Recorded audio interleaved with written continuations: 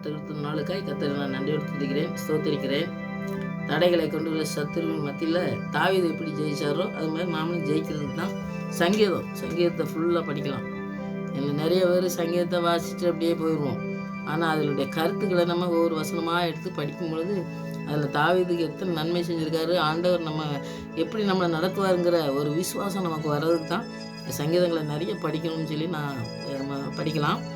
அதனுடைய வசனங்கள்ட்ட தியானித்து நம்ம படிக்கும்போது ஆண்டவர் பெரிய காரியங்களை இந்த நாட்களில் செய்வார்னு சொல்லி நான் விசுவாசத்தோடு ஜெயிப்போம். இன்றைக்கி சங்கீதம் 26, இந்த 27 முடிஞ்சது. 26 முதலாவது வசனம், கர்த்தாவே என்னை நியாயம் விசாரியும், நான் உத்தமத்தில் நடக்கிறேன், நான் கர்த்தரை நம்பியிருக்கிறேன், ஆகையால் நான் தள்ளாடுவதில்லை. ஏன்னா அவர் என்ன செய்வார்னா, முதல்ல ஆண்டவர் என்னெல்லாம் நமக்கு செய்ய போகிறார், என்ன எனக்கு செய்யணும் ஆண்டவரே, நான் எப்படிலாம் இருக்கேன், எனக்கு திருத்தணும்னு சொல்லுவார். அப்புறம் நீங்கள் செஞ்ச நன்மையை பற்றி சொல்லுவார். அப்புறம் நன்மையை நீங்கள் செய்வீங்க அப்படிம்பார், கண்டிப்பாக செய்வீங்க அப்படிம்பார். அப்புறம் நான் உங்களை துதிப்பேன்பார். இப்படி 4 காரியத்தை தான் நீங்கள் சங்கீதத்தை நிறைய படிச்சிங்கன்னாக்கி எனக்கு தோணுனது பார்த்திங்கன்னா, இத்தனை 4 காரியங்களை திரும்பி சொல்லுவார். அப்போ நம்முடைய வாழ்க்கையில் இது கண்டிப்பாக தேவை. முதலாவது நம்ம ஆண்டவர் நம்மகிட்ட என்ன குறைகள் இருக்குதோ அதை திருத்ததுக்கு நமக்கு வழி செய்யணும் ஆண்டவர். அடுத்தது பார்த்திங்கன்னாக்கி ஆண்டவர் என்ன செஞ்சுருக்காருங்கிறதுக்காக நன்றி சொல்லணும். அப்புறம் செய்வார் அப்படிங்கிறதுல ரொம்ப உறுதியான விசுவாசம் இருக்கணும். அடுத்தது நான் எதுலையுமே நான் விழுந்து போகாமல் என்ன தூக்கி எடுக்கிற ஒரு நல்ல தகப்பனை விட எனக்கு மேன்மையான அன்பு காட்டுகிறவர் இருக்கார், அதனால நான் திட நம்பிக்கையாக இருப்பேன், நான் யாருக்கும் பயப்பட மாட்டேன் அப்படிங்கிற காரியத்தெல்லாம் சொல்கிறத நம்ம தாவீது நம்ம படிக்கலாம். நம்முடைய வாழ்க்கையிலேயே அந்த காரியங்களை நம்ம செயல்படுத்தணும். இந்த சங்கீதத்தை படிக்கும்போது அதை செயல்படுத்தி நம்ம வாழ்க்கையில் நிறைய ஆசீர்வாதத்தை சுதந்திரிக்கணுங்கிறது தான் ஆண்டவர் வசனத்தின் மூலமாக நம்ம படிச்சுட்டு இருக்கோம். அதை கண்டிப்பாக ஆண்டவர் செய்வார். நல்ல வசனத்தை தியானிக்கும் பொழுது ஆண்டவருடைய ஆவியானவரோடு கூட நீங்கள் வசனத்தை தியானிங்க. சங்கீதத்தை தியானிக்கும் போது நிறைய காரியங்கள் நம்முடைய வாழ்க்கையில் நடைபெற்று ஆண்டவர் ஆசீர்வாதத்தை சுதந்திரிக்கிறதுக்கு நமக்கு செய்கிறத நம்ம பார்க்கும். அதனால் அந்த சங்கீதத்தை நீங்கள் படிக்கலாம். ஜெயிப்போம். நல்ல தகப்பனே, நமக்கு நன்றி செலுத்துகிற சுவாமி. எத்தனையோ தடைகள் கொண்டு வந்தாலும் சத்துரு நீங்கள் எங்களோடு கூட இருந்து எங்களை நடத்துவது போல் ஆண்டவரே யாரும் எங்களை நடத்தவே முடியாது ஆண்டவரே. ஆவிதுக்கு செய்த அதே காரியங்களை எங்களுக்கும் செய்து வழிநடத்தப்போ இருக்கா நன்றி செலுத்துகிறோம் ராஜா. அதுக்கு நாங்கள் நன்றி சொல்கிற பிள்ளைகளாய் ஆண்டவரே, எங்களுடைய வாழ்க்கையில் எந்த குறைகள் இருக்குமானால் அதை நிறைவாக்கி தர அந்த தாவீது ஒப்பு கொடுத்தது போல் நாங்கள் ஒப்பு கொடுக்கவும், நீங்கள் சரி செய்யுங்கன்னு சொல்லி ஒப்பு கொடுக்கவும், ஆண்டவருக்கு துதி செலுத்துகிற பிள்ளைகளாக இருக்கவும், ஆண்டவர் எல்லாவற்றையும் எனக்கு செய்து முடிப்பார்னு சொல்கிற விசுவாசத்தில் இருக்கவும், ஆண்டவரை எப்போதும் அவருடைய பாத்திரை அமர்ந்திருந்து அவருடைய சித்தத்துக்கு ஒப்பு கொடுத்து வாழ்கிற வாழ்க்கைகளும் இருக்க தேவன் தாமே எங்களுக்கு கிருபை தந்து வழிநடத்தமாக ஜெபிக்கிறோம். சங்கீதங்கள் நாங்கள் படிக்கும் பொழுது ஆண்டவரை எங்களோடு கூட நீங்கள் பேசி வழிநடத்தவனுமாய் இந்த கர்த்தரை அர்ப்பணிக்கிற சுவாமி. ஆவியானவர்களை ஆளுகை செய்து வழிநடத்தமாக ஜெபிக்கிறேன். துதிகானமாய் மேல அம்மா கேசிருக்கிறேன். ஏசு ரட்சகர் நாமத்தில் ஜெபங்களுக்கு நல்ல பிதாவே, ஆமென். பாடி வசனத்தில்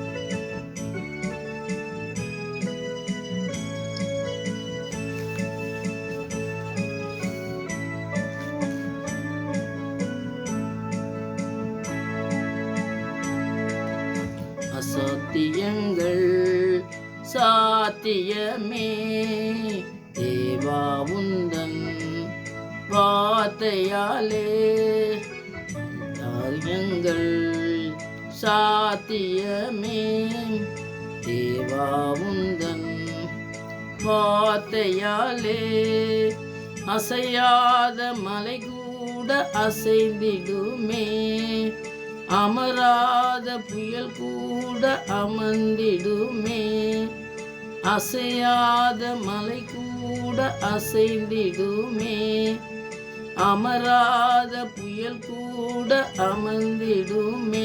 எல்லா புகழும் எல்லா கனமும் என்னில் அசாத்தியம் செய்பவர்க்கே, எல்லா துதியும் எல்லா உயர்வும் என்னில் நிலைவரமானவர்க்கே. எனக்காய் நிற்கும் இயேசுவுக்கே, எனக்காய் பேசும் இயேசுவுக்கே, எனக்காய் நிற்கும் இயேசுவுக்கே, எனக்காய் பேசும் இயேசுவுக்கே.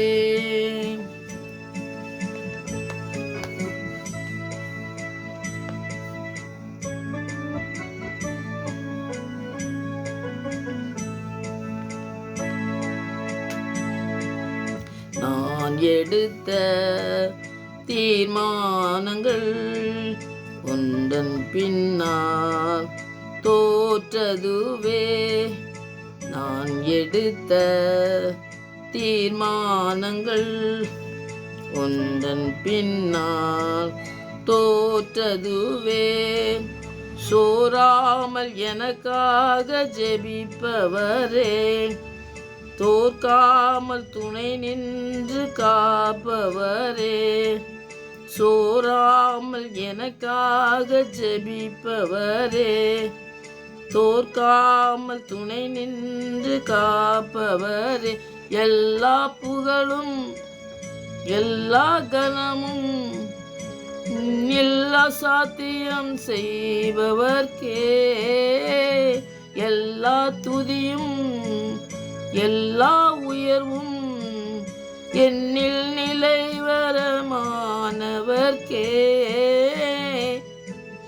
எனக்காய் நிற்கும் இயேசுவுக்கே, எனக்காய் பேசும் இயேசுவுக்கே, எனக்காய் நிற்கும் இயேசுவுக்கே, எனக்காய் பேசும் இயேசுவுக்கே.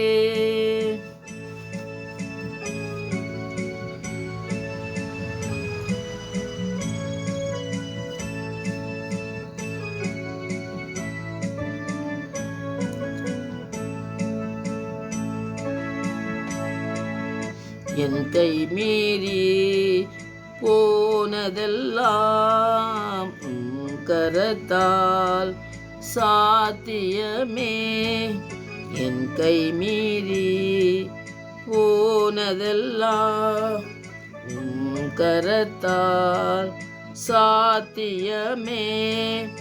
என் கரம் தவறிய இழந்ததெல்லாம் கரம் தவறாமல் மீட்டிடுமே, என் கரம் தவறிய இழந்ததெல்லாம் கரம் தவறாமல் மீட்டிடுமே. எல்லா புகழும் எல்லா கனமும் என்னில் அசாத்தியம் செய்பவர்க்கே, எல்லா துதியும் எல்லா உயர்வும் என்னில் நிலைவரமானவர்க்கே. எனக்காய் நிற்கும் இயேசுவுக்கே, எனக்காய் பேசும் இயேசுவுக்கே, எனக்காய் நிற்கும் இயேசுவுக்கே, எனக்காய் பேசும் இயேசுவுக்கே.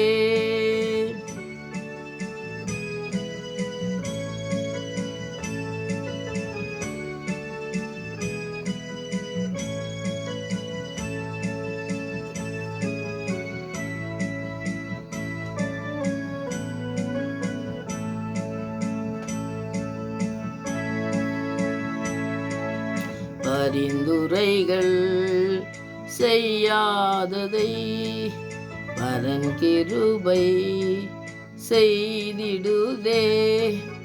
பரிந்துரைகள் செய்யாததை பரன் கிருபை செய்திடுதே. தானாக முன்வந்து உதவி நீரே, முன்னுரிமை நான் என்று காண்பித்தீரே. தானாக முன்வந்து உதவி நீரே, முன்னுரிமை நான் என்று காண்பித்தீரே. எல்லா புகழும் எல்லா கனமும் என்னில் அசாத்தியம் செய்பவர்க்கே. எல்லா துதியும் எல்லா உயர்வும் என்னில் நிலைவரமானவர்க்கே. எனக்காய் நிற்கும் இயேசுவுக்கே, எனக்காய் பேசும் இயேசுவுக்கே, எனக்காய் நிற்கும் இயேசுவுக்கே, எனக்காய் பேசும் இயேசுவுக்கே.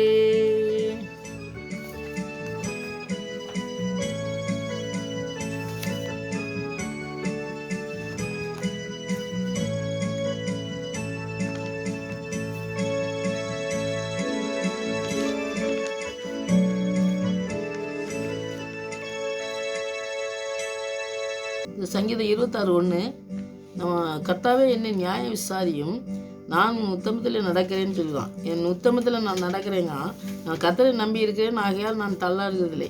பாருங்கள், இது முக்கியமாக இந்த காரியங்கள் எல்லாமே நம்முடைய வாழ்க்கையில் நிறைய காரியங்கள் நமக்கு ஆண்டவர் செய்யக்கூடிய காரியங்கள். ஆனால் நான் எப்படி என்ன நியாய விசாரியும் அப்படின்னு சொல்லும்பொழுது பாருங்கள், நாம் எப்படி இருக்கணும். முதலாவது பாருங்கள், கர்த்தாவே என்னை நியாய விசாரியும், நான் உத்தமத்தில் நடக்கிறேன்னு சொல்கிறான். ஆனால் என்ன நியாய விசாரி, நமக்கு தவறுகள் நம்மளோட வாழ்க்கையில் வரும் பொழுது நம்ம ஆண்டுகிட்ட என்ன சொல்கிறோம்? தாவீதை போல் ஜெபிக்கமா, ஆண்டவரே நாங்கள் எப்படி தவறு செஞ்சுருந்தோம்னா எங்கள் தவறை மன்னிங்க, இல்லாட்டா எங்களை நியாய விசாரிக்கிறதுக்கு நீங்கள் தான் வரப்போகிறீங்க. அவர் நீதியுள்ள நியாயாதிபதினு தெரியும், அதனால் நியாயம் விசாரிக்கிறது நீங்கள் தான் ஆண்டவர், அதனால் என்ன நியாயம் விசாரிக்கிறவர் நீங்களாக இருங்க அப்படின்னு சொல்லி நம்முடைய வாழ்க்கையில் நம்ம என்ன அப்படி வாழ்க்கையில் நம்ம நடக்கமா அப்படிங்கிறத நம்ம முதலாவது நம்ம சிந்தித்து பார்க்கணும். அதில் பார்த்திங்கன்னாக்கி நீதியுள்ள நியாயாதிபதி அவர் தான் அப்படிங்கிறத தாவீது நல்லா தெரிஞ்சிருந்ததுனால 2 சாமுவேல் 8:15 ராஜாவாகும்போது அவர் ஆடு மேய்ச்சிட்டு இருந்தவர். அவர் பெரிய பட்டப்படிப்பு அந்த மாதிரி கிடையாது. ஆனால் ஆண்டவருடைய ஆவியானவர் சொல்லி கொடுத்தபடி நடந்ததுனால தாவீதினுடைய அரசாட்சியில் எப்படி இருந்ததுன்னு பாருங்கள். தாவீது இஸ்ரவேல் அனைத்தையும் மேலும் ராஜாவாக இருந்தான். அவன் தன்னுடைய எல்லா ஜனத்துக்கும் நியாயம் நீதியும் செய்து வந்தான். நியாயமும் நீதியும் செய்கிற ஆண்டவர் நம்மளோட கூட இருக்கார். அதனால் நம்ம நியாயம் நீதி செய்யணும் அப்படிங்கக்கூடிய காரியத்தை அவர் செய்கிறத நம்ம பார்ப்போம். ஏன்னா ராஜாவாகணுன்னா நிறைய நீங்கள் ராஜாக்களை படித்து பார்த்தீங்கன்னா தெரியும். அவங்கெல்லாம் பாருங்கள், சில தவறுகள் செஞ்சு ஆண்டவருக்கு பிரியமில்லாத செஞ்சு நிறைய போகிறாங்க பார்த்தீங்களா. அந்த மாதிரி தாவீது எப்பவுமே பாருங்கள், ராஜா வாக்குனது ஆண்டவர்.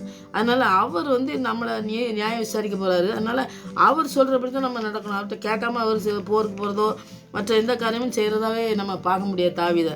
அப்போ தாவீது அரசனாக இருக்கிறதுனால எப்படி நியாயம் விசாரிக்கணுங்கிறத நியாயாதிபதி நம்மளை நடத்தி வர்றாரு. அதனால் நாமளும் நியாயாதிபதிக்கு முன்பாக நம்ம எப்படி இருக்கணுங்கிறத செஞ்சுருக்காருன்னு சொல்லி நம்ம பார்க்கலாம். அதில் தாவீது அரசனாக நியாயம் விசாரிக்க போகும்போது பார்த்திங்கன்னாக்கி இந்த நீதி நியாயம் விசாரிக்கிறது இருக்குது பார்த்திங்களா, அது ஒன்றும். நீதித்துறை அப்படிங்கிற குறிப்பாக அது புறத்தையும் எங்கிட்ட கொடுங்க. ஏன்னா மற்றவங்ககிட்ட கொடுத்தோம்னாக்கி நிறைய நீங்கள் ராஜாக்களை படித்து பார்த்தீங்கன்னா தெரியும், ஒரு காரியங்களை சொல்லி அவங்ககிட்ட கொடுக்கும்போது அவன் தவறுதலாக செய்கிறதுக்கு நிறைய வாய்ப்புகள் இருந்தது. அதனால் ராஜா என்ன செய்ய, ராஜாவானோடனே நீதி செய்கிறத அந்த நீதித்துறை அதெல்லாம் நானே செய்கிறேன் அப்படின்னு சொல்லி இந்த தாவீது எடுத்து அதை செய்கிறத பார்க்கும். ஏன்னா தாவீது நான் முதல்ல சொன்னேன், படிப்பறிவு இல்லாத ஆடு மேய்ச்சிட்டு இருந்தாள்.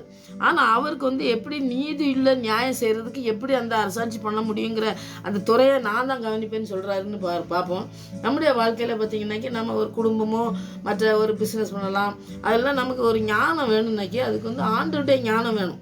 அப்போ நீதி உள்ள நியாயாதிபதி அவர் இருக்கார். அதனால் நீதி உள்ள நியாயாதிபதியாக இருக்கிற தகப்பனுடைய பிள்ளையாக நாம் இருக்கிறதுனால நாமளும் நியாயம் செய்யணும்னு சொல்கிறது. அப்போ நம்முடைய வாழ்க்கையிலையும் பார்த்திங்கனாக்கி நிறைய காரியங்களில் தவறுகள் செஞ்சு நிறைய பணம் சம்பாதிக்கிறதுக்காக மற்ற பொய் சொல்கிறது, குடும்பங்களில் பொய் சொல்கிறது, அந்த மாதிரிலாம் இருக்கிறதெல்லாம் தவறான காரியம். இப்போ தாவீது சொல்கிறாரு பாருங்கள், அவருக்கு மனைவிகள் அதெல்லாம் பற்றி படிச்சிங்கன்னா நிறையா இருக்குது. அதனால் அது நமக்கு தேவையில்லை. ஏன்னா அவர் இருந்தது ராஜா இருக்கும்போது ஆண்டவருக்கு எப்படி பிரியமாக இருந்தார். அவருடைய வாழ்க்கையில் ஆண்டவரே சொல்லுவார், எத்தனை மனைவி வேணாலும் நான் உனக்கு கல்யாணம் பண்ணி வைக்கேன்னு சொல்லுவார். அது பழைய ஏற்பாட்டு காலத்தில் இந்த சாலமோன் சொல்லுவார், நீ ஏன் புறமதத்தில் போய் கட்டுத, எத்தனையோ நீ மனைவிகள்னாலும் நீ கல்யாணம் பண்ணிக்கன்னு தான் சொல்கிறாரு. அப்போ அப்படி இருக்கும்போது அந்த நாட்களில் இந்த அவங்களுடைய வாழ்க்கையில் எத்தனை மனைவிகள் இருந்தாங்க, அவங்களுடைய வாழ்க்கையில் எத்தனை பிள்ளைங்கள் இருந்தாங்க, அதெல்லாம் ஒரு பெரிய காரியம் கிடையாது. ஆண்டவருக்கு பிரியமான காரியங்களை செய்கிறது தான் ரொம்ப முக்கியமானது. அதில் தாவீது ரொம்ப கரெக்டாக இருந்தாருன்னு சொல்லி ஒரே ஒரு தவிர வேறு எல்லாத்துலேயுமே ஆண்டவர்கிட்ட கேட்காம அவர் செய்யலைன்னு சொல்லி பார்க்கணும். அவர் அமைச்சரவை முதல்ல ஒழுங்குபடுத்துறாரு. ராஜா வரணுன்னு பார்த்தீங்கன்னாக்கி நம்ம இப்போ அரசரை நம்ம சொல்கிறோம். இப்போ ராஜ்யத்தில் நம்ம பார்த்திங்கனாக்கி எலெக்ஷன் வருது. அப்போ பார்த்திங்கன்னா முதலமைச்சர் வைக்காங்க. அப்புறம் நம்ம ஒரு அமைச்சரை வைக்கும்போது பார்த்திங்கனாக்கி அந்தந்த துறையில் அவங்க அனுபவம் உள்ளவங்களை தான் வைப்பாங்க. அந்த மாதிரி இவரும் அனுபவம் உள்ளவங்களை நிறைய பேரை அமைச்சரை ஒழுங்குபடுத்தி அதில் வெற்றியாக நடத்தணும் அப்படிங்கக்கூடிய காரியத்தில் அவர் ரொம்ப நாட்டை பராமரிக்கிறது, அவர் அதில் அக்கறையாக இருந்தார்.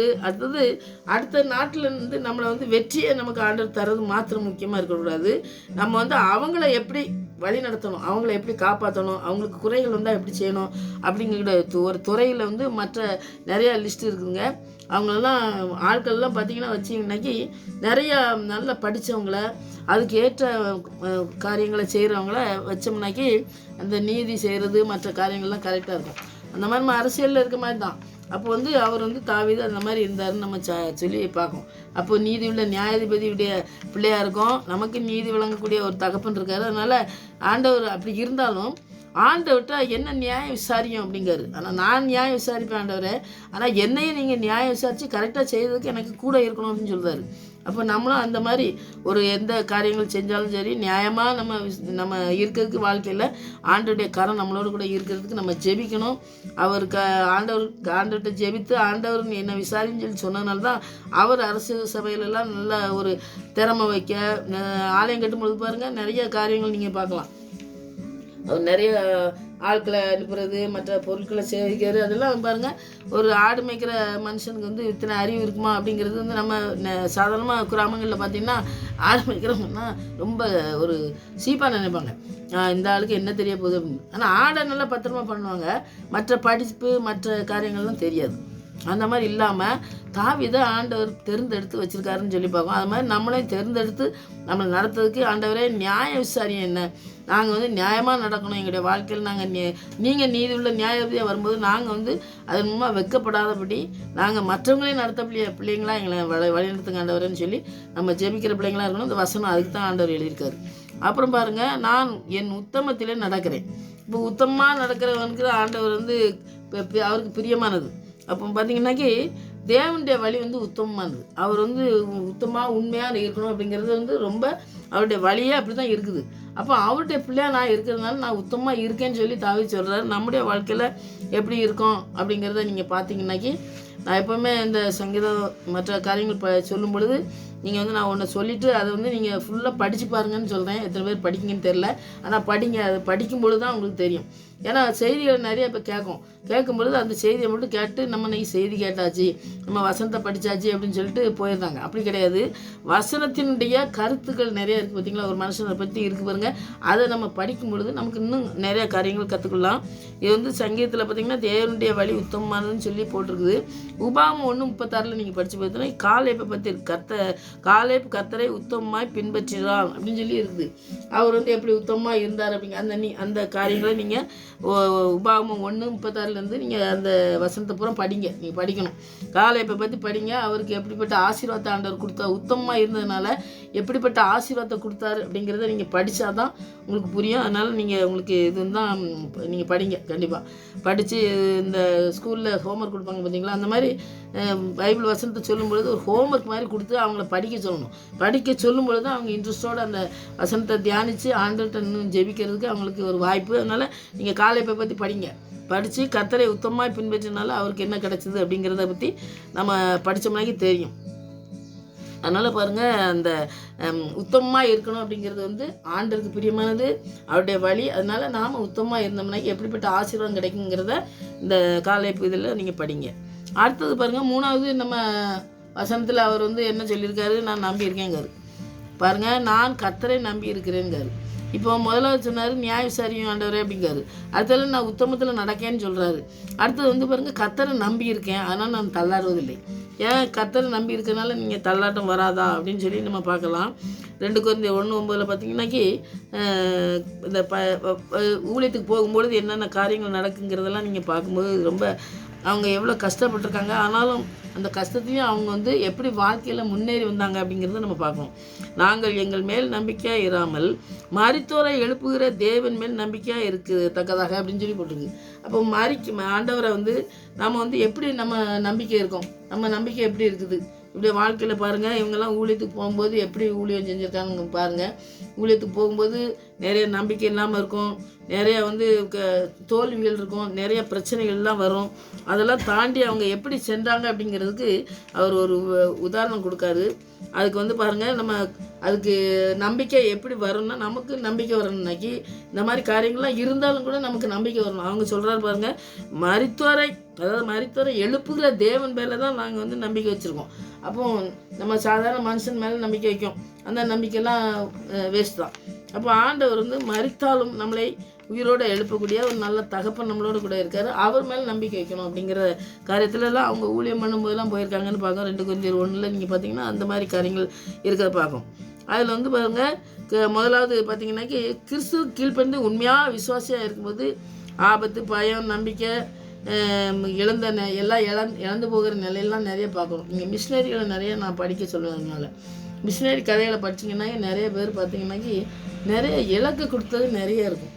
அவங்க வந்து அந்த அவங்க தேசங்கள் வேறு மாதிரி இருக்கும். நம்ம வந்து போய் ஒரு இங்கேருந்து பாருங்கள், ஒரு கோயம்புத்தூர்னு வச்சுக்கிடுவோம். கோயம்புத்தூர்லேருந்து ஒரு மெட்ராஸ் போகிறாங்க. மெட்ராஸ் போனோம்னாக்க ஒரு வகையான சாப்பாடு, மதுரைக்கு போனால் ஒரு மாதிரி சாப்பாடு, அது ஒத்துக்கல அன்னைக்கு அவங்களுக்கு நோய் பிரச்சனைகள்லாம் வரது இருக்குது பார்த்தீங்களா. அந்த மாதிரி அவங்கெல்லாம் எதையுமே பார்க்கல. நம்ம இப்போ ஊருக்கு போகும்போது நம்ம சாப்பாடு கொண்டு போனால் கொண்டு போயிடலாம். ஆனால் அவங்க ஊழியத்துக்குன்னு வரும்போது எல்லாத்தையும் குடும்பத்தை எல்லாத்தையுமே அர்ப்பணித்து அவங்க வர்றாங்க. வரும்போது இந்த நம்ம தண்ணி ஒத்துக்கணும், நம்ம இடம் ஒத்துக்கணும், அந்த மாதிரி ஒத்துக்கிடாமல் நிறையா பிள்ளைங்கள்லாம் மரித்து போய் சின்ன பிள்ளைகளே மரித்து போனவங்கெல்லாம் சபையிலலாம் இருக்கிறத நம்ம பார்ப்போம். ஏன்னா வந்து அவங்க வந்து ஊழியம் பண்ண இடத்துலே வந்து அதிலே வந்து கல்லறை, ஏன்னா அவங்களுக்கு வேறு இடத்துல எதுவுமே கொடுக்க மாட்டாங்க. அதனால் அவங்க ஒரு இடம் வாங்கி அந்த இடத்துல பிள்ளைங்க இருந்தாலும் சரி, மனைவி இருந்தாலும் சரி, கணவன் இருந்தாலும் சரி, சின்ன சின்ன பிள்ளைங்க கலரையெல்லாம் நம்ம பார்க்க முடியும். நிறையா நம்ம பழைய சர்ச்சைகளில் அதெல்லாம் பாருங்கள், நிறையா அவங்க அதெல்லாம் இழப்பு கொடுத்துட்டு தான் வந்து அந்த ஊழியத்தை செஞ்சுருக்காங்க. அந்த மாதிரி அந்த மாதிரி இழப்புகள்லாம் வரத்தான் செய்யுது. உண்மையாக ஆண்டவரை நம்ம பின்பற்றும் போது எதுவுமே வராது அப்படின்னு சொல்லி சிலர் சொல்கிறாங்க பார்த்தீங்கன்னா, அப்படி கிடையாது. ஆனால் அப்படி வரும் பொழுது எப்படி நம்மளை ஆண்டவர் மேற்கொள்ள நம்மளை அவருடைய நம்பிக்கை அவர் மேலே வச்சுருக்கும் போது நம்மளை நடத்துகிறாரு அப்படிங்கிறது தான் முக்கியமாக படிக்கணும். அது ஒரு காரியங்கள் பாருங்கள், 2 காரியங்கள் நான் சொல்கிறேன். நம்முடைய வாழ்க்கையில் வந்து கடுமையான துன்பம் வரும்போது தேவன் நம்மை கைவிட்டாரோ, நமக்கு துன்பம் வரும்போது அதை தான் சொல்கிறோம். ஏன் ஆண்டவரே எங்களை கைவிட்டுட்டிங்களா, நான் உங்களை தான் நம்பி இருந்தேன், ஏன் கைவிட்டுட்டிங்களா, எங்களுக்கு ஒன்றுமே எனக்கு தெரியலையே அப்படின்னு சொல்லி நம்ம அழுதுகிட்டு இருக்கோம். நமக்கு என்னென்ன தெரியாது. ஏன்னா நம்பிக்கை வந்து மனுஷன் மேலே வைக்காமல் ஆண்டவர் மேலே நம்பிக்கை வச்சுருக்கிறதுனால நமக்கு அந்த காரியங்களை நம்ம கேட்போம், ஆண்டவர்கிட்ட கேட்போம். ஏன் ஆண்டவரை எங்களை கை விட்டுட்டீங்க, நாங்கள் வந்து எப்படி நாங்கள் வெட்கப்பட்ட நிலையில் இருக்கிற மாதிரி இருக்குது, எங்கள் வாழ்க்கையில் எதுவுமே எல்லாம் தோல்வியாக இருக்குது, எனக்கு எதுவுமே வெற்றியே இல்லையே ஆண்டவரேன்னு சொல்லி நம்ம கேட்போம். ஆனால் நம்மகிட்ட அன்பு கூறுறத ஆண்டவர் நிறுத்திட்டாரோ, முதலாவது இந்த கேள்வியை கேட்கும். 2வது கேட்கும், அன்பு கொடுத்தது எங்கள் மேலே நிறைய அன்பு வச்சுருக்கேன்னு சொல்லியிருக்கீங்களா ஆண்டவரே, அந்த அன்பு கொடுத்ததை நீங்கள் நிறுத்திட்டீங்களா, எங்கள் மேலே அன்பு வைக்கிறதுக்கு யாருமே இல்லை, நீங்கள் தான் அன்புள்ளவர்னு சொல்லி உங்களை நான் தியானித்து உங்கள்கிட்ட நாங்கள் அர்ப்பணிச்சிருந்தோமே ஆண்டவரே, ஆனால் நீங்கள் அன்பு இல்லாமல் எங்களை அன்பு கொடுத்ததை நீங்கள் நிறுத்திட்டீங்களா அப்படின்னு கேட்கும். இப்படி கேட்கும்போது அப்படி கேட்டு நம்ம வருத்தப்பட்டு அழுதும் பார்த்தீங்களா, அந்த மாதிரி வருத்தப்பட்டு அழவே கூடாது அப்படிங்கிறது தான் இந்த நம்ம சப்ஜெக்டே. நம்ம ஆண்டவர் அன்பு கூடனா நம்ம வாழ்க்கையில் எதுவுமே நடக்காது. அவர் நம்மளோட கூட இல்லைன்னாக்கி நமக்கு எதுவுமே, ஐயோ நம்மளை கைவிட்டாருனாக்கி என்னது பண்ண முடியும். அந்த 2 காரியமும் செய்யவே கூடாது அப்படிங்கிறத நான் சொல்லியிருக்கேன். ஆனால் அது வந்து செய்யக்கூடாது. அப்படி சொல்லி நினச்சிட்டு தேவனுடைய உண்மையான ஊழியக்காரருக்கு கூட மிகுந்த அந்த கஷ்டங்கள்லாம் வரும்போது பார்த்திங்கனாக்கி அவங்க வெற்றி அடைஞ்சு அவங்க ஜெயத்தை பெற்றுக்கொண்டதானே பார்க்க முடியும். இப்போ பவுல் காரியத்திலலாம் பார்த்திங்கனாக்கி ஒரு இடத்துல பாம்பு வந்து கடிச்சிடும் அவரை. கடிச்சிடும்போது அவர் ஓதறிகள் தீக்கல, ஆனால் வந்து அவன் செத்து போயிடுவான்னு சொல்லிட்டு பார்த்துட்டு இருப்பாங்க எல்லாரும். ஆனால் அவர் சாக மாட்டார். அப்புறம் அடித்து இழுத்துட்டு அந்த மாதிரி நிறைய காரியங்கள் பார்த்துங்க. மிஷினரி காரியங்களையும் பார்க்கலாம். இப்போ பவுல் அந்த மாதிரி ஊழியக்காரங்க காரியத்திலையும் நம்ம பார்க்கலாம். நிறையா அடித்து உதச்சி போட்டிருக்கும்போது பாடி துதிக்கிறத பார்க்கலாம். அந்த மாதிரிலாம் காரியங்கள் துன்பங்கள் வரும்பொழுது ஆண்டவர் கைவிடுறதும் இல்லை, அவர் அன்பு கூறுறதை நிறுத்துறதும் இல்லை. நமக்கு வெற்றியை உண்மையாக நம்ம ஊழியம் செய்யணும். ஆண்டவருக்கு பிரியமான காரியத்தை செய்யும் பொழுது அந்த அனுபவத்தை கடந்து செல்லும்போது வெற்றியை தான் நம்ம பெற்றுக்கொள்ள முடியும். தோல்வி நமக்கு இருக்காது. அதனால் இந்த அழுகிறது இந்த காரியங்களை வந்து செய்யாமல் இருக்கிறதுக்கு நம்ம ஆண்டவர்கிட்ட ஜெபிக்கணும். ரெண்டாவது நம்ம ஆண்டவர்கிட்ட நெருங்கி ஜீவிக்கிறதுக்கு நம்ம என்ன துன்பம் வந்தாலும் சரி ஆண்டவர்கிட்ட நம்பிக்கை வச்சு நம்ம அவர்கிட்ட வர்றதுக்கு அவர் சில துன்பங்களை அனுமதிக்காருன்னு. இப்போ ஆபிரகாமை நீங்கள் எடுத்துக்காட்டு பார்த்தீங்கன்னா அவருக்கு வந்து மகனை பள்ளியிடுறது மகன் மூலமாக தான் சந்ததி பெருகுன்னு சொல்லி ஆண்டவர் சொல்லி வாக்குத்தத்தம் கொடுத்த பிறகு அவனை வந்து பள்ளியிடத்துக்கு செலுத்துறதுக்கு வர சொன்னோம்னாக்கி உடனே ஒரு கீழ்ப்படிஞ்சு போகிறாரு. அப்போ அது வந்து மாதிரி அவரை வந்து பள்ளியிட்டோம்னாக்கி அடுத்தது அவர் சந்ததிக்கு ஆளே இல்லை. அப்படி சொல்லிவிட்டு ஆண்டவர் மாறுது, ஆண்டவர் கிடையாது. ஆனால் விசுவாசிகளின் தகப்பனாக மாற்றுறதுக்காண்டி ஆண்டவர் அந்த காரியத்தை செஞ்சாருன்னு சொல்லி நம்ம பார்க்கணும். அதனால் நம்முடைய வாழ்க்கையிலையும் பார்த்திங்கன்னா ஆண்டவர்கிட்ட இன்னும் அதிகமாக நெருங்கி வர்றதுக்காண்டி ஆண்டவர் சில துன்பங்களை அனுமதிக்கும் போது நம்ம விசுவாசத்தில் நம்ம அவரை மாத்திரம்தான் பார்த்து ஆண்டவரே நீங்கள் வெற்றியை தரதுக்கு நீங்கள் தான் வெற்றியை தரணும், நீங்கள் உங்கள் கிருபை தான் எங்களுக்கு போகணும், அந்த கிருபையை தந்து நம்மளை அதை அருள் செஞ்சு நம்ம நம்பிக்கையை வந்து ஒரு நாளும் வெட்கப்படுத்த மாட்டார். ஆண்டவர் மேலே நம்ம நம்பிக்கை வச்சுருக்கும் போது ஒரு நாள் வெட்கப்பட்டு போக மாட்டோம். அதனால் மீட்கப்பட்டவர்கள் ஆனந்த கழிப்பாக ஆண்டவர்கிட்ட செல்வாங்கன்னு சொல்லி நம்ம பார்க்கணும். அப்போ ஆண்டவர்கிட்ட நம்பிக்கை வச்சவங்க ஒருத்தரும் வெட்கப்பட்டு போகிறதில்ல. அதனால் அந்த நம்பிக்கை வந்து ஆண்டவர்கிட்ட வைக்கணும். அதனால் நான் தள்ளாடுறது இல்லை அப்படிங்கிறார். இப்போ நம்பிக்கை யார் மேலே இருக்குது? மனுஷன் மேலே நம்பிக்கை வைக்கல, ஆண்டவர் மேலே நம்பிக்கை வச்சுருக்காரு. அதனால் நான் தள்ளாடுறது இல்லை அப்படிங்காரு. நம்முடைய வாழ்க்கையில் நம்ம எப்படி இருக்கோம்? நீதி உள்ள நியாயாதிபதி நமக்கு இருக்காரு. அதனால் நாம் நீதி செய்கிற பிள்ளைங்களாக இருக்கணும் அப்படிங்கிறது முக்கியமானது. முதல்ல உத்தமமாக நடக்கணும், உண்மையாக இருக்கணும். மற்றவங்க மத்தியிலலாம் எப்படி வாழணும் அப்படிங்கிறது ஆண்டவர் வசனத்தை சொல்கிறாரு. மனுஷங்க வாழ்ந்து காட்டியிருக்காங்க. அந்த காலேப்பை படிக்க சொன்னேன். அது முன்னால் எவ்வளோ ஆசீர்வாதத்தை பெற்றாருன்னு பாருங்கள். உங்கள் குடும்பம் எல்லாம் பிள்ளைகளெல்லாம் ஆசீர்வச்சாருன்னு சொல்லி நீங்கள் அது படிங்க. உபாகமத்தில் படிச்சிங்கன்னாக்கி தெரியும். அடுத்தது நம்பிக்கை வந்து பார்த்திங்கன்னாக்கி மரித்தோரை எழுப்புகிற ஒரு இடத்துல நம்ம படிக்கும். நீங்கள் வந்து மனுஷன் அழிந்து போகிற மனுஷன் கொல்றதுக்கு நீங்கள் வந்து பயப்படாங்க, மரித்த பிறகும் நம்மளை நியாயம் இருக்கிறவருக்கு பயப்படுங்க அப்படின்னு சொல்லுவார். அப்போது மரித்தோரை எழுப்புகிற ஒரு தகப்பன் நமக்கு இருக்கார். அதனால் அவர் மேலே தான் நம்பிக்கை வைக்கணும். இந்த சாதாரண நம்மளை நியாயம் இருக்கான் அப்படின்னு சொல்லிட்டு அவனை மனுஷனுக்காண்டி நம்ம பயந்துட்டு இருக்க வேண்டிய அவசியம் இல்லை. அப்படி மனுஷனுக்கு பயப்படும்போது நாம் வந்து நம்முடைய வாழ்க்கையில் தள்ளாடுவோம். நம்ம மனுஷன் நிறைய காரியங்கள் நமக்கு ஏதாவது ஒரு காரியம் செய்யும்போது ஏதாவது தவறாக செஞ்சு வச்சுட்டு அப்புறம் நீங்கள் எப்படியோ பார்த்துக்கோங்க அப்படின்னு சொல்லுவோம் பாருங்கள். அப்போ நமக்கு தள்ளாடுதல் வரும். ஆனால் ஆண்டவருடைய நம்பிக்கை வச்சுருக்கும்போது ஆண்டவர் முழுமையாக நம்மளை நடத்தும் போது அந்த நம்பிக்கை அவர் மேலே இருக்கும்போது நம்ம தள்ளாடுறதுக்கு நம்மளை விடவே மாட்டார். அதனால் நம்பிக்கை வந்து ஆண்டவர்கிட்ட இருக்கணும். அதனால் நீதி உள்ள நியாயாதிபதி நமக்கு தகப்பனாக இருந்து தாவீதை எப்படி நடத்தினாரோ அதுபோல் நம்மளை நடத்துறதுக்கு நம்ம அர்ப்பணித்து ஜெபிப்போம். ஆண்டவர் பெரிய காரியங்களையும் நம்முடைய வாழ்க்கையில் செய்வார். தள்ளாடுறது இல்லைனாக்கி இந்த ஏசாயா 35:1-3 வரைக்கும் நீங்கள் படித்து பார்த்தீங்கன்னாக்கி நீங்கள் அது ரொம்ப நல்ல வசனங்க. தளர்ந்த கைகளை திடப்படுத்தி தள்ளாடுற முழங்கால்களை பலப்படுத்துங்கள். நம்ம தளர்ந்து போனோம்னாக்கி ஆண்டவர் வந்து திடப்படுத்துகிற நல்ல தகப்பன். அடுத்தது பாருங்கள், முழங்கால்லாம் பார்த்தீங்கன்னாக்கி பலப்படணுன்னாக்கி ஆண்டவருடைய பேலன் தந்தால் தான் நமக்கு நடக்கவே முடியும். அதனால் நிறையா வயதான காலத்துலலாம் நிறைய நோய்கள் வருது, பிரச்சனைகள் வருது.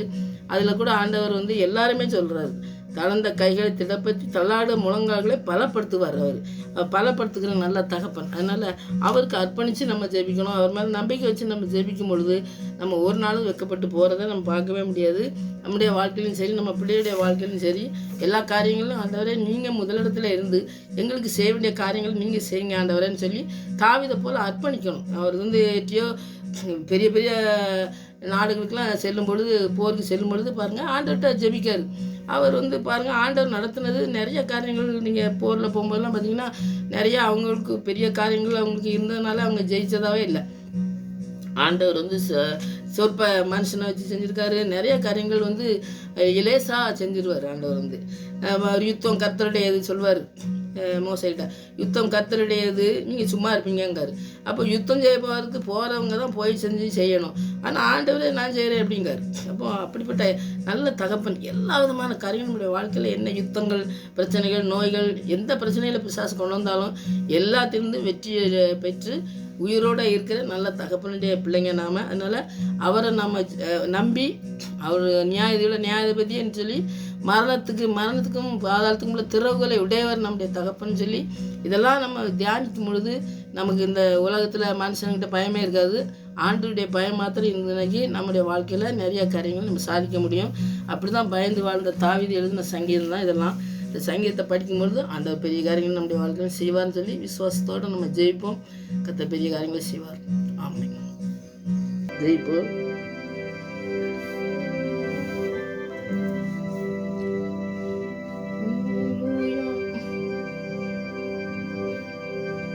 தேவான் நான் ஏதினால் விசேஷித்தவன், ராஜா நான் அதை தினம் யோசிப்பவன்.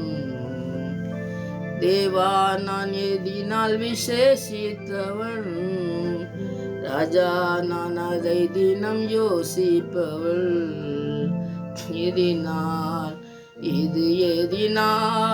நீர் என்னோடு இருப்பதினா,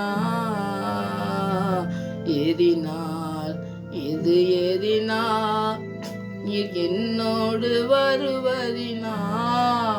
ஆம் சுவாமி, நீங்கள் எங்களோடு கூட இருப்பதுனால தான் ஆண்டவரே. நீங்கள் அழைத்த அழைப்பிலே நாங்கள் இருக்கும் பொழுது தான் ஆண்டவரே உமக்கு பிரியமானதை செய்ய நாங்கள் ஆண்டவரை ஜெபிக்க முடியும். உமக்கு பிரியமானதை நீங்கள் எங்களுக்கு செய்ய நாங்கள் ஒவ்வொரு நாளும் ஜெபித்து அதை பெற்றுக்கொள்ள முடியும் ஆண்டவரே. அப்படிப்பட்ட இருதயத்தை எங்களுக்கு தாங்க சுவாமி. நீங்கள் இதில் நியாயாதிபதி என்று தாவீது அறிந்து கொண்டது போல எங்களை அறிந்து கொள்ளத்தக்கதான கிருபையை தாங்க. உத்தமமாய் நடக்க வேண்டும் என்ற அந்த உத்தம வழி தேவனுடைய வழி என்று நாங்கள் கண்டுகொண்டு அந்த வழியிலே நடக்க எங்களுக்கு கிருபை செய்யுங்க. நம்பிக்கை மனுஷன் மேல் வைத்து விடாதபடி, அழிந்து போல நாசிலே சுவாசம் உள்ள மனிதனிடத்திலே நாங்கள் விசுவாசத்தை வைக்காதபடி, தேவாதி தேவனுடைய கரத்திலே நாங்கள் அர்ப்பணித்து செபிக்கிற பிள்ளைகளாய் காணப்பட எங்களுக்கு கிருபை தந்து வழிநடத்தமா செபிக்கிற ஆண்டவரே. தகப்பனை காலை போய் எத்தனை ஆசீர்வதித்தீங்க ஆண்டவரே. அதுபோல எங்களுடைய பிள்ளைகளை, எங்களுடைய குடும்பங்களை ஆசீர்வதிக்கிற தேவன் நீங்கள் என்று அர்ப்பணிக்கட்டும் ஒவ்வொரு பிள்ளைகளும் ஆண்டவரே. அர்ப்பணிக்கிற பிள்ளைகள் ஒவ்வொருடைய பிள்ளைகளுடைய வாழ்க்கையிலும் ஆண்டவரே நீங்கள் பெரிய காரியங்களை செய்து வழிநடத்த வேண்டுமா ஜெபிக்கிற ஆண்டவரே. தாவீது ஜெபித்தது போல் நாங்களும் ஜெபித்து ஒவ்வொரு இடத்திலும் வெற்றியை சுதந்திரத்துக் கொள்ள கிருபை செய்யுங்க ஆண்டவரே. தன்னை தாழ்த்தி தகப்பனே உங்களை உயர்த்தி வைத்த அந்த தாவீதை எத்தனை உயர்த்தி வைத்தீங்க, அதுபோல நாங்களும் ஆண்டவரே எல்லாவற்றிலும் உயர என் தேவனை மாத்திரம் நம்பி அவருடைய பாத்திரை அமர்ந்திருந்து ஜெபிக்க எங்களுக்கு நீங்கள் அதிகமாய் கற்றுத்தர வேண்டுமா ஜெபிக்கிற ஆண்டவரே. எங்களுடைய குறைகளை எங்களை நியாயம் விசாரியும் என்று சொன்னது போல ஆண்டவரே, எங்களை மீதுள்ள நியாயாதிபதியாக இருந்து நாங்கள் தவறு செய்யும் பொழுது எங்களை ஆண்டவரை சுற்றி காட்டி நேரான பாதையிலே எங்களை நடந்து செல்ல எங்களுக்கு வழி திறந்து உதவி செய்ய வேண்டுமா ஜெபிக்கிற ஆண்டவரே. இந்த சங்கீதங்களெல்லாம் நாங்கள் படிக்கும் பொழுது என் தேவன் எங்களோடு கூட பேச வேண்டுமா ஜெபிக்கிற ஆண்டவரே. உடைய வல்லமுள்ள கரம் எங்களை தாங்கி வழிநடத்துவதை நாங்கள் கண்டுகொள்ளவும், எங்களை ஆண்டவரே நேரான வழியிலே நடத்தி செல்கிற தேவன் ஒருவர் உண்டென்று நாங்கள் உம்மிடத்தில் விசுவாசம் வைத்து ஜெபிக்கிற பிள்ளைகளாய் கடந்து வர எங்களுடைய வாழ்க்கையில எல்லா காரியங்களும் நீங்களே ஜெயத்தை தருகிறவர் என்பதை உறுதியாய் பற்றி பிடித்து கொண்டு நாங்கள் ஜெபிக்க எங்களுக்கு கிருபை தரணுமா ஜெபிக்கிற பிள்ளைகளுக்கும் அப்படியே நீ செய்து வழிநடத்தமா ஜெபிக்கிற. என்ன தேவையா இருந்தாலும் தேவையை சந்திக்கிற தேவன் நீங்க மாத்திரம் என்று உம்மிடத்திலே நம்பிக்கை வைக்க தேவன் கிருபை பாராட்டி வழிநடத்தமா ஜெபிக்கிறாண்டவரை. இந்த நாட்களில் அப்படியே நடத்தி செல்ல போவதுக்காக நன்றி செலுத்துறாண்டவரை. இந்த நாள் வரை நடத்தியிருந்தீங்களே அக்கா நன்றி சுவாமி. இன்னமும் நடத்த போவதுக்காக நன்றி செலுத்துறோம். உம்முடைய கருத்திலே அர்ப்பணிக்கிறோம். எல்லா தேவையும் சந்தித்து உம்முடைய நாமத்தை மகிமைப்படுத்த எங்களுக்கு கிருபை பாராட்டி வழிநடத்தமா ஜெபிக்கிறேன். இந்த ஜெபத்துக்கெல்லாம் பாதி கொடுத்தப்படினா நன்றி. உம்முடைய துதிக்கிறோம், ஸ்தோத்தரிக்கிறோம். மறுபடியும் நம்முடைய சமூகத்திலே வரும் வரை எங்களை காத்து வழிநடத்தமா ஜெபிக்கிறேன். துதிக்கிற மகிமெல்லாம் மதிய செலுத்துகிறேன். இயேசு நாமத்தில் ஜெபம் கொடுங்க நல்ல பிதாவே. ஆமென்.